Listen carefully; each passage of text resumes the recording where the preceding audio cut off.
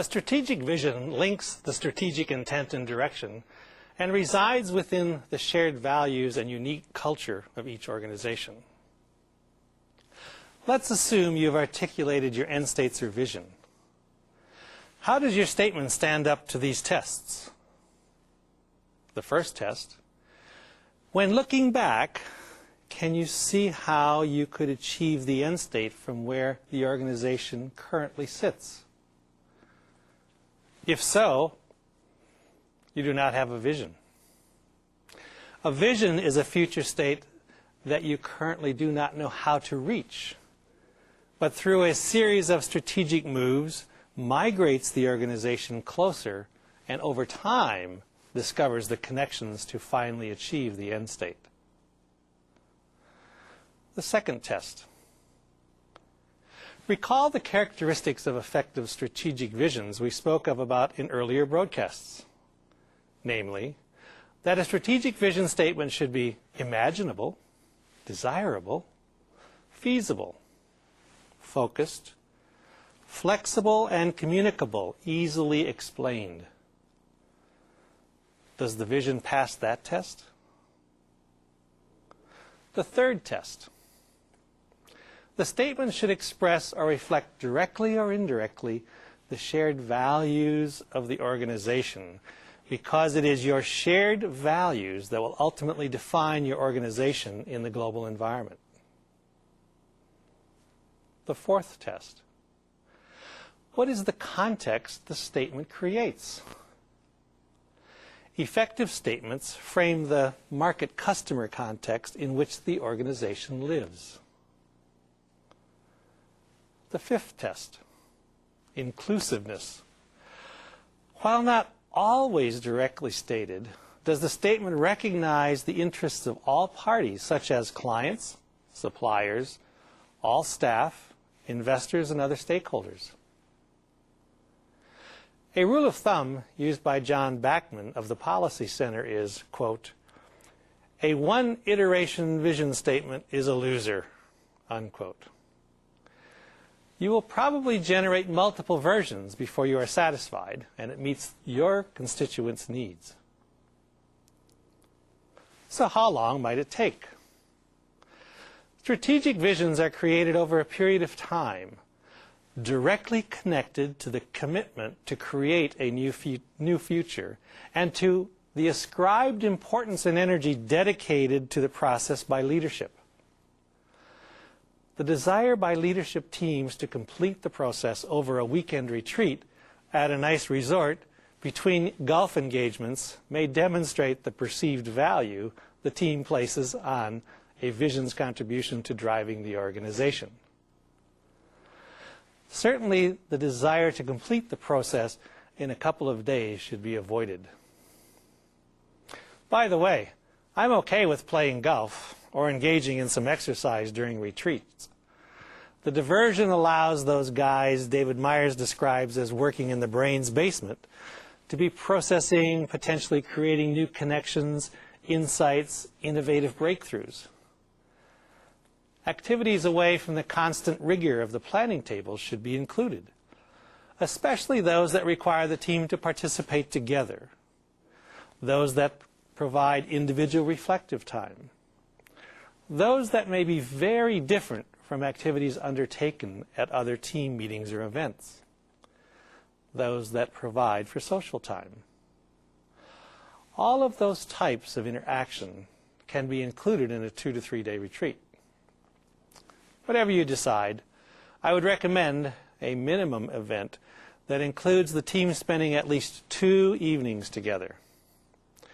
Experience shows that conversations move to a different level when a team spends that amount of time together.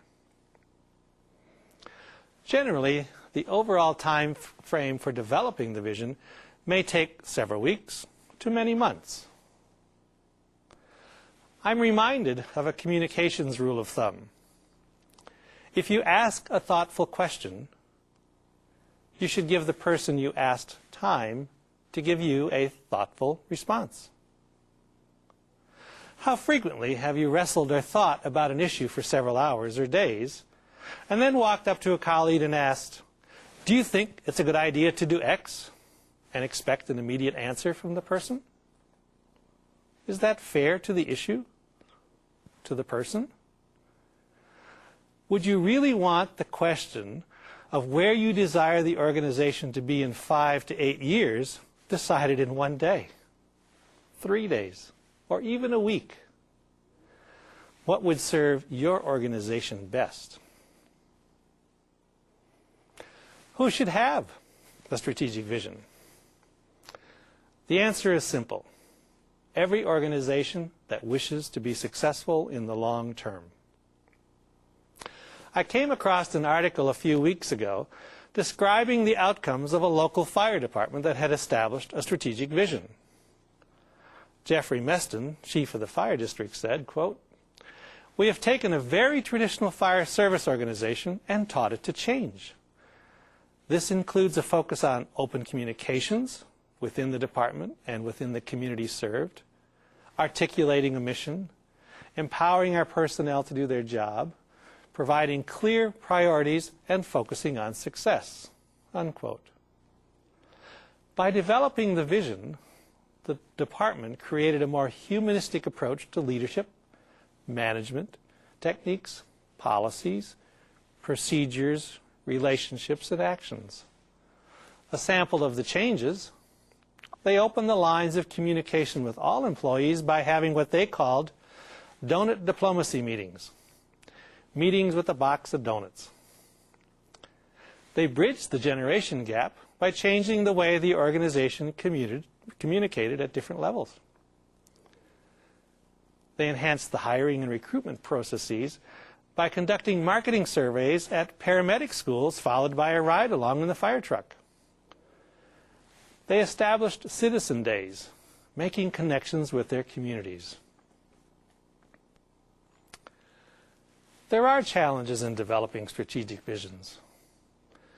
Over the past 2 years during these broadcasts, we have put significant emphasis on the impact leaders' mindsets have on their ability to think about the future. An extension of that line of thought is using such appraisal tools to let the leadership team members see their preferences for thought processing. Using an instrument such as the Keirsey temperament sorter, you can show team members that their preference for approaching and handling issues might be different.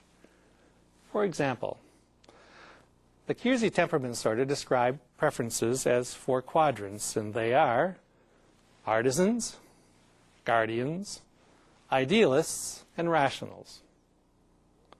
Artists are people who value freedom and spontaneity. They want to be without constraint, at liberty to act on their impulses, play, and create. Guardians value belonging to a group or community. They maintain stability through responsible, conservative, traditional behavior. Idealists value personal growth and authenticity and integrity.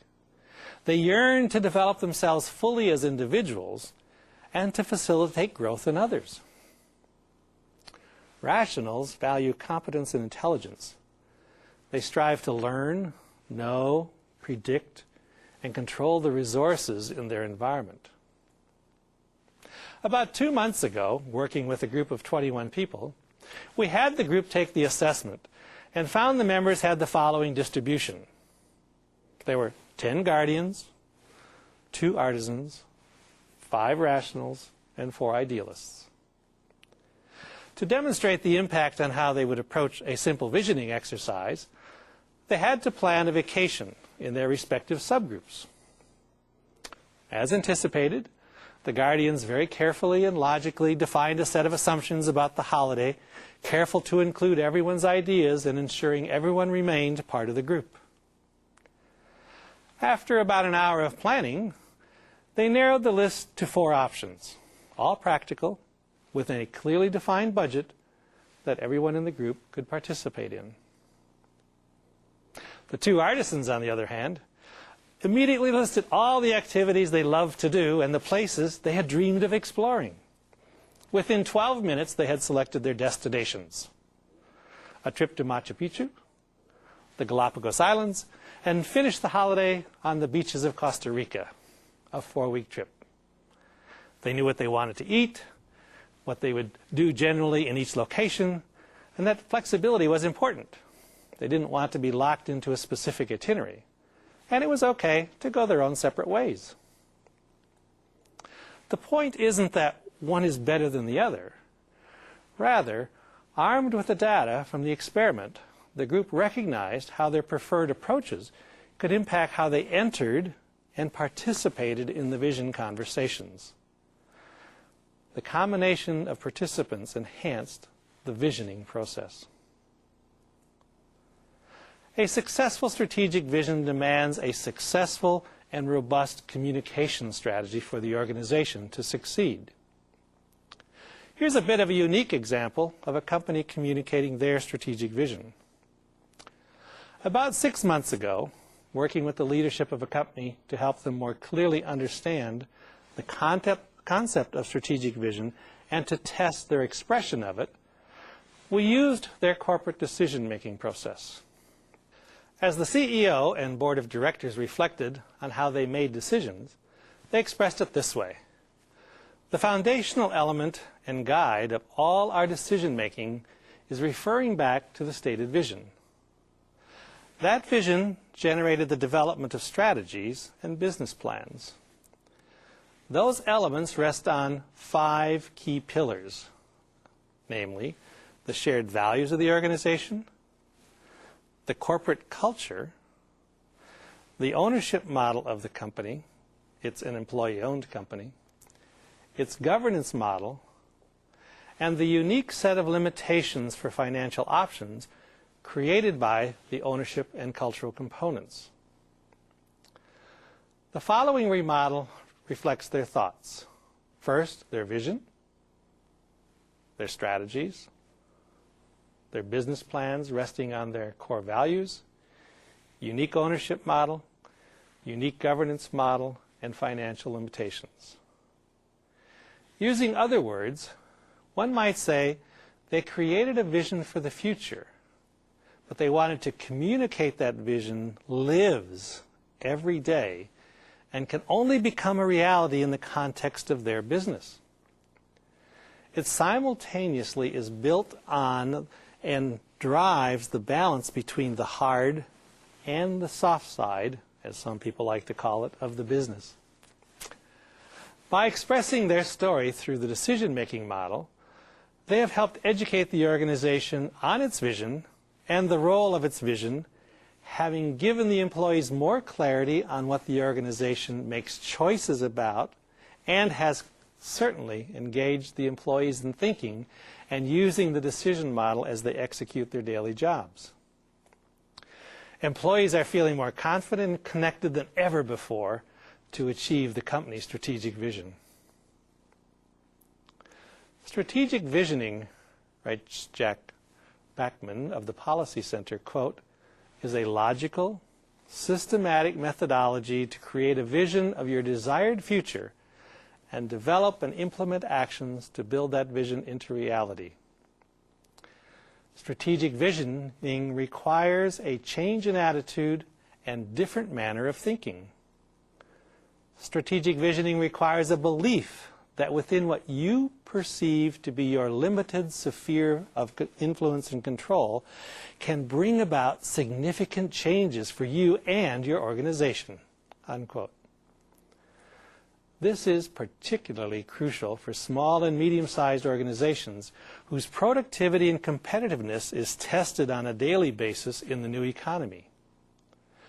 Educational institutions have a particular challenge given the explosion and access to knowledge that will continue into the future around the world. The complexities of the emerging order of world business and of the desire to define your future destiny with clarity can be addressed through disciplined thought and making connections where connections don't appear to exist. Intuition. You can make a difference. And it takes serious work. Thank you. We will now continue with the second question and answer session. I'm going to refer to one of our questions that came through with fax. Let me ask you, can one develop a good vision without a clear and defined mission? Which comes first? That's a question from Santo Domingo. Go ahead, please. Thank you. I tend not to get too tied up with language. I think there's a vision, and some people will then add mission to it and sort of separate the two. In my experiences that I've seen companies do both, will have a vision and a mission. Some companies will only have a mission, and some companies will only have a vision. And rather than get tied up into the language, I think it's what you're trying to accomplish. And so whether you call it a mission or a vision, is the vision is something that is, we don't know how we'll currently get there. It is future state. It drives us, it energizes us, it gets us where we want to go, and it engages the organization. And if people do make a distinction between the vision and the mission, sometimes the mission would be the next, the midterm. What do we have to go do now? So, for example, let's say we wanted to go mountain climbing and we had Everest in the background. So our ultimate vision is to climb Everest, but we have to get over K2 or the smaller mountain first, and so our mission might be to take that one before we make the next step. So, right. So is a 3-year period a good time interval to develop a vision statement for, or is that too short? That seems to be a very good sort of measure these days because of the timing and because of the speed with which business is going. Right. And how often do you reconsider your vision statement? How often do you have to revise that and revisit that? Well, as soon as you achieve it, you certainly have to revise it. I do think that as you're going through your planning process each year, or you think something unusual happens in the geopolitical setting that changes, or the global environment, that you need to be conscious of it and do a review at those times. So it's something that should always be at least in the leadership's mind and taking a look at and just checking in. Because one of the things that as soon as something impacts the vision that is going to require you to move it, you will disengage the employees if they feel lost. So you want to make sure that that's clear out there all the time. Great, thank you. For our next question, we go to Panama. Go ahead, please.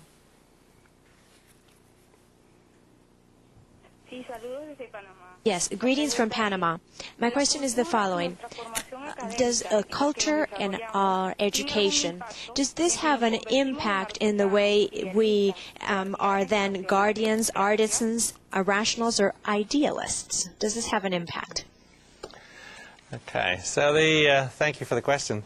If we think about the guardians, artisans, rationals, and et cetera, we're really talking about how Kiersey has decided or has used instrumentation to help people sort what their preferences are. So it's more personality-based than it is necessarily cultural or education.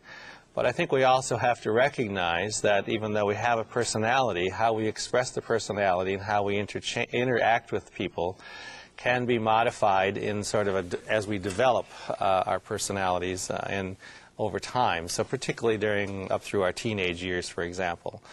And then as we get older, we are working in different contexts, and because of that, we start blurring the lines between our contextual self and our developed self. And so the answer is that being a purist about it is really that it's a personality-based, but there are some influences in terms of development over time, and just making those distinctions is difficult sometimes. Great, sure.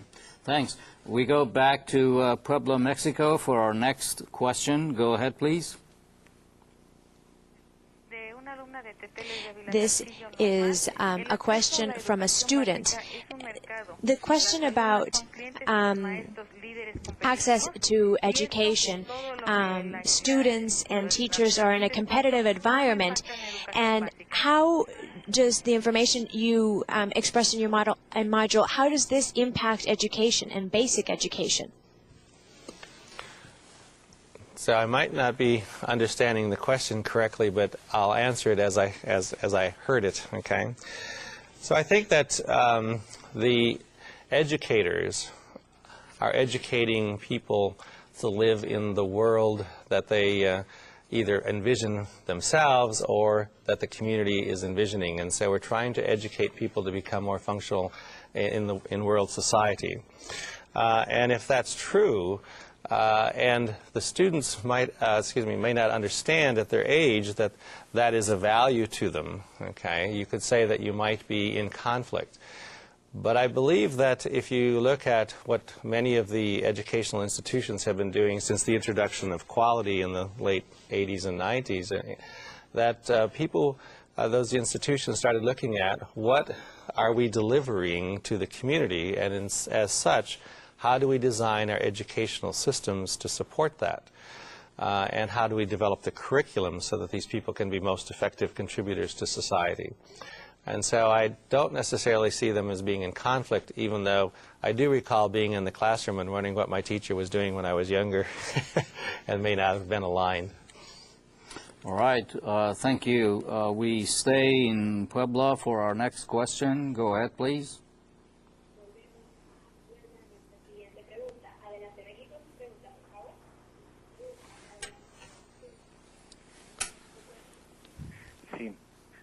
Estamos hablando aquí. Here we're talking and we're calling from the Technological University from Puebla, and this is a very interesting subject. I would like you to sum up in 3 words for an organization, be it or an education and a business environment. Could you please define vision in 3 words? A future state. The future state that you want to be in. Now that's more than 3 words. That's more than 3 words. Okay. But the future state has to have some characteristics which I've described earlier. So it's a very good question. It is one that I think challenges people, but it is a future state, one which again is desirable, feasible, etc., and one that is very engaging for the people. Unfortunately, the 3 words doesn't get to the sort of the emotion and the drive that's required and the involvement of the whole human being in that process. And so it's hard to do that, and probably hard to translate as well. Great. Okay, thank you. For our next question, we go to Santo Domingo, and I'm going to read a question that was faxed in.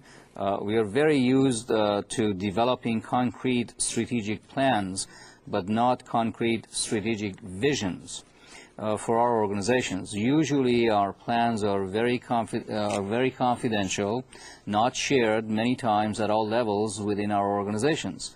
Doesn't telling everyone about our strategic vision makes us vulnerable to imitation by others or to our competitors? Okay, thank you.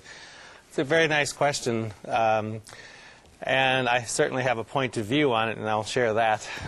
One of the things that I firmly believe and have used throughout my business life is that if you want to move an organization forward, or if you would like to achieve an objective, you really need to engage the people who are going to help you get there.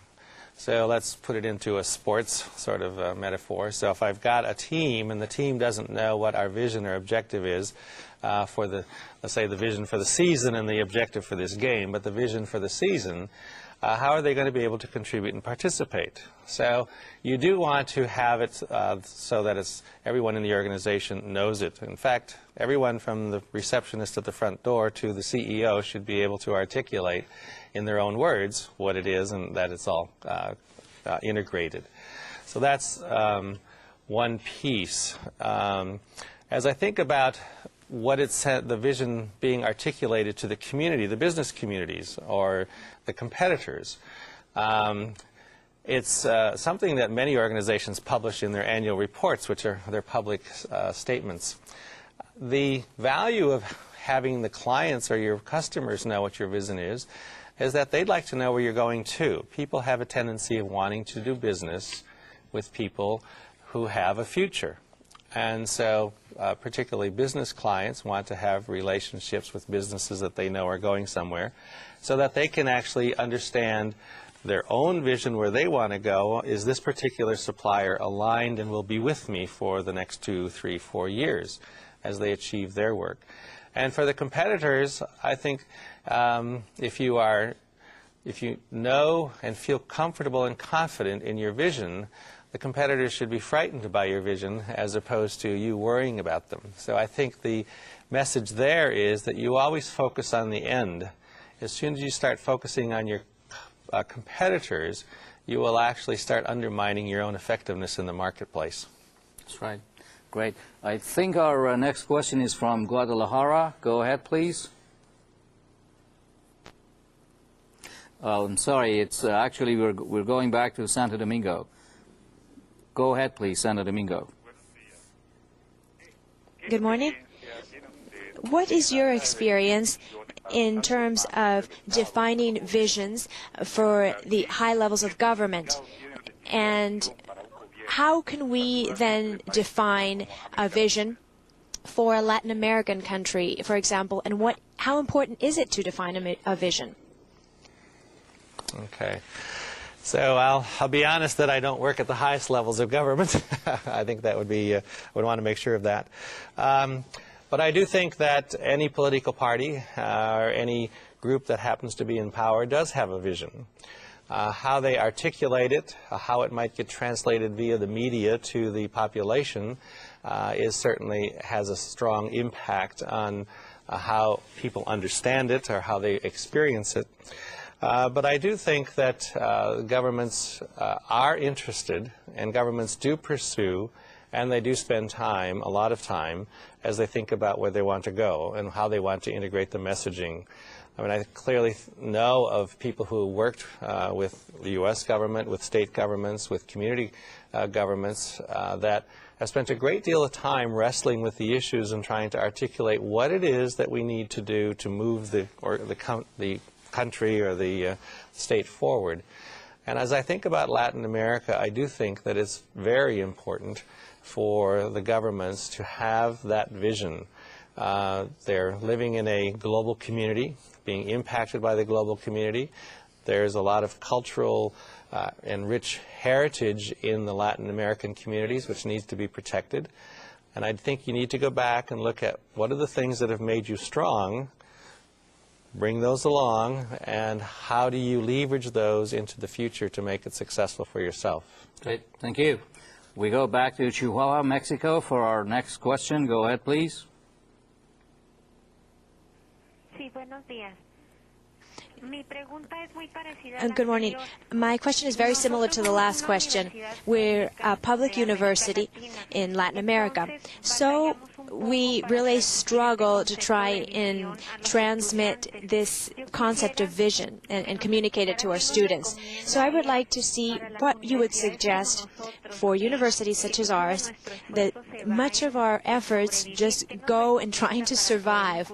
What do you recommend that we could try and implement with our students to try and communicate this vision concept?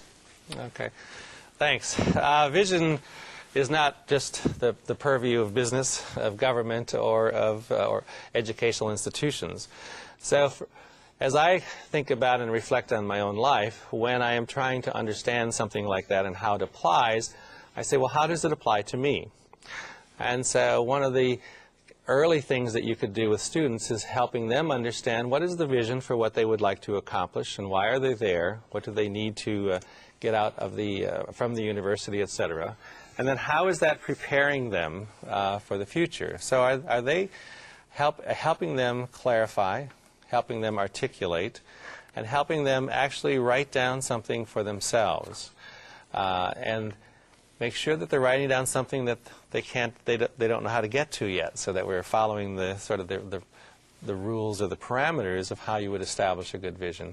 But start there. I think the second thing that you could do is that since you are working in a certain community-based educational systems, that there's probably a significant similarity in the student base and the population in your classes. And as you look at those populations in your classes, you can certainly take on some local community issue and have them go through a process of saying, well, how would we look at this, and what could we possibly establish as a vision, so that you've got sort of a case study, but actually one that's linked and rooted in the current community. So those are a couple of things that I might suggest. So it has to be meaningful to the students on a personal level, Right. and then they can share the vision of the university, and it also has to be meaningful for the employee to share the vision of the organization.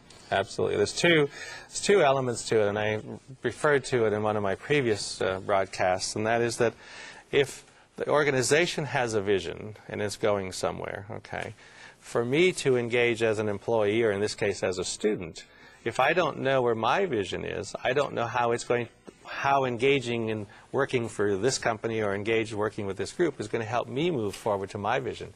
And so we have to be able to align them. Great. Thank you for your excellent questions, but we have run out of time.